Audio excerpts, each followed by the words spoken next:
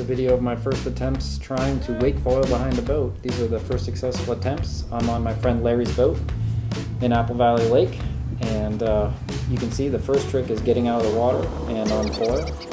I had a long rope here, so it took me a while to reel myself in to get close to the boat so that I'm on a big enough wave to actually attempt to foil without holding onto the rope.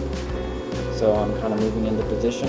I've sped up the video so you don't have to watch me reel myself in. So here I am experimenting kind of for the first time, figuring out where to position the foil so that I get a push forward and keep myself out of the water, keep the board out of the water.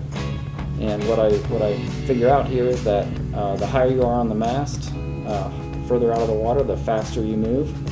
So the idea is you have to keep the foil, the thing underwater, in the wave itself a little bit, and the higher you go on the mast, the faster you roll off that wave.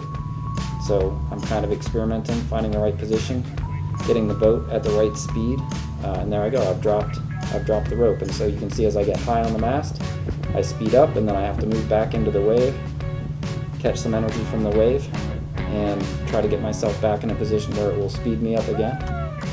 And there I go. The lower to the water you are, the less push forward you get and the slower you go. So eventually, if you get too low in the water, you're not going to get enough push forward, and the boat and the wave will just move past you.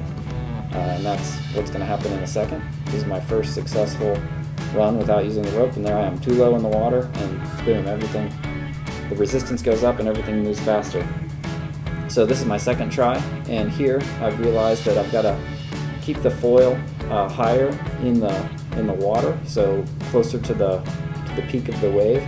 And so here I am experimenting with altitude, changing the height, moving faster, moving away from the boat, slowing down, and then trying to get back in the wave before I've lost too much altitude or speed. And one way to do that is to pump, and that was a pretty weak attempt at a pump, but in the future I'd like to try to pump myself back up even when I've slowed down a bit so that I can keep going. So I had a lot of fun experimenting with it, but there is a limit to how high you want the foil in the water. If even a little bit of the foil touches the air, it'll pull a bubble under, and all of a sudden you lose lift, and that's what happens in this last little clip here. You get to see me breach the foil, catch a bubble, and you'll see how quickly things break down. Boom.